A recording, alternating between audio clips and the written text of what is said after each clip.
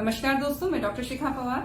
सबसे पहले तो आप सबको नववर्ष की हार्दिक शुभकामनाएं। 2021 में हम एंटर कर रहे हैं एंड आई होप इस साल सबको वैक्सीन मिल जाए और सबको बहुत अच्छी कोरोना वायरस के अगेंस्ट इम्यूनिटी आए और ये शब्द कोरोना वायरस हमें कभी दोबारा सुनने को ही ना मिले। तो विद दिस केसेस भी हमारी कंट्री में काफी कम हैं एंड हमारा जो आईसीयू है फरीदाबाद में जो सिचुएटेड है सर्वोदया, इसमें तो अभी हमारे पास 2 या 3 ही केसेस रह गए हैं and it's really a very बहुत ही रिलीफ वाली चीजें ये मुझे लग रही हैं। बट हाँ, इन सब के बीच में एक UK variant of concern VOC की न्यूज आ रही है जो थोड़ी डिस्टर्बिंग है एंड उसके अराउंड बहुत सारी मिथ्स है जो कि मुझे लगता है कि उसको हमें डिस्पेल करना चाहिए और उसी के लिए मैंने इस पर रिसर्च किया एंड 2 में इंटरेस्टिंग पेपर्स हैं जिनको मैंने रिसर्च करके निकाला है।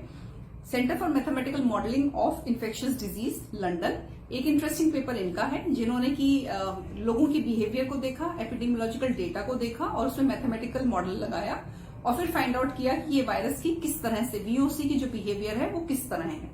अब सबसे पहले देखते हैं VOC है क्या, वेरिएंट ऑफ कंसर्न है क्या।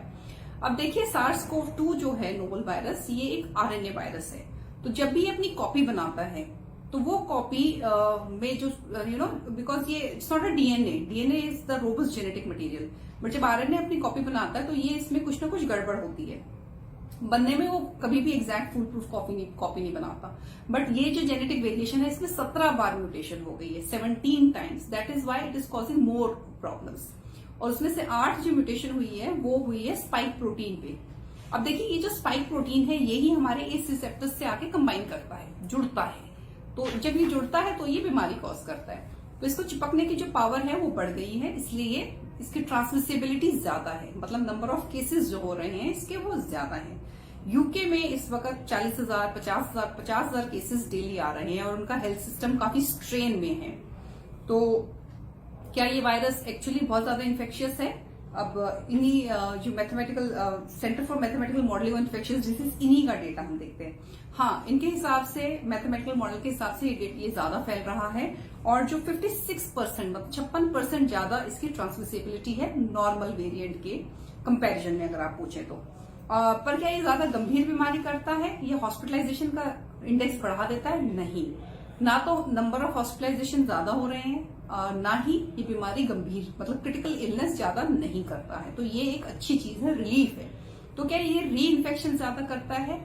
नहीं, री इन्फेक्शन भी ज्यादा नहीं कर रहा है। मतलब दोनों के अगर आप देखेंगे कंपैरिजन में तो री इन्फेक्शन का रेट भी ज्यादा नहीं है। तो क्या इस वेरिएंट में वैक्सीन काम नहीं करेगी? अब देखिए, ये बहुत जरूरी है हमें समझना कि जो वैक्सीन होती है वो स्पाइक प्रोटीन के अगेंस्ट, मतलब जो मैसेंजर RNA है वो हमारी बॉडी में जाता है, उसको बोलता है कि वो स्पाइक प्रोटीन बनाती है हमारी बॉडी, फिर हमारी बॉडी का एंटीबॉडी रिस्पॉन्स आता है। तो जो वैक्सीन है वो स्पाइक प्रोटीन के अगेंस्ट है। तो मतलब हम लोग निश्चिंत हैं कि वैक्सीन डेफिनेटली इसमें काम करेगी। तो अब मतलब डरने की क्या बात है? जो डरने की बात है कि ये वायरस है वर्ल्ड में, यूरोप में काफी कंट्रीज में मिला है, स्विट्जरलैंड, जर्मनी, वहां पे फ्रांस में इसके वेरिएंट्स मिले हैं। इवन इंडिया में जो पैसेंजर्स यूके से आए हैं उनमें कुछ केसेस में 6 केसेस ऐसे हैं जो आइसोलेट किए गए हैं एंड हमारी सरकार पूरी कोशिश कर रही है इसके स्प्रेड को रोकने की। तो जेनेटिक सीक्वेंसिंग कर रही है, जो यूके से पैसेंजर आए हैं उनकी ट्रेसिंग कर रही है, कॉन्टैक्ट ट्रेसिंग, और उनको RT-PCR को सब्जेक्ट कर रही है। तो आई होप ये हमारी कंट्री में ना फैले, बट अगर ये एक बार आ गया तो ये वायरस अगेन रैपिडली स्प्रेड कर सकता है, इसका पोटेंशियल है स्प्रेड करने का। तो ये सिर्फ एक कंसर्न की बात है। तो इसका असर क्या, मतलब हाउ टू प्रिवेंट दिस, इसका सिर्फ इलाज एक ही है कि अगेन हम सोशल डिस्टेंसिंग करें, मास्किंग करें, न्यू ईयर पे बहुत ज्यादा मतलब सोशलाइज ना करें एंड वैक्सीन जैसे ही आती है, आई थिंक वैक्सीन का जो रोल आउट है वो हमें जल्दी कर देना चाहिए। एंड यूके ने ऑक्सफोर्ड की वैक्सीन का रोल आउट शुरू कर दिया है और उन्होंने बोला कि पहली डोज आप दे देंगे अभी डे 1 पे, उसके बाद 3 महीने के बाद वो दूसरी डोज देंगे। इससे फायदा क्या होगा कि बहुत सारी पॉपुलेशन को एक साथ वैक्सीन मिल जाएगी, तो ज्यादा लोगों को एक साथ इम्यूनिटी आ जाएगी। तो ये है। और दूसरा इसका जो एक इफेक्ट है वो हर्ड इम्यूनिटी पे भी आएगा इस वायरस का। वो ये होगा कि जो हर्ड इम्यूनिटी के लिए अगर हम सोचे तो 50 से 60% लोगों को वैक्सीनेट कर देंगे तो आ जाएगी। क्योंकि ये वायरस ज्यादा डेडली है तो हमें 70 से 80% मोस्ट प्रॉब्ली जो प्रिडिक्टेड है उतना हमें वैक्सीनेट करना पड़ेगा लोगों को। So these are the things regarding the VOC variant of concern of UK. Apart from that I think keep on doing, social distancing करते रहिए, मास्क पहनते रहिए, एंड केसेस अभी लो हैं, सो प्लीज केसेस बढ़ाने में बिल्कुल कंट्रीब्यूट मत करिए. So wishing you a happy new year once again, and I hope this year brings happiness and health to all of you. नमस्कार.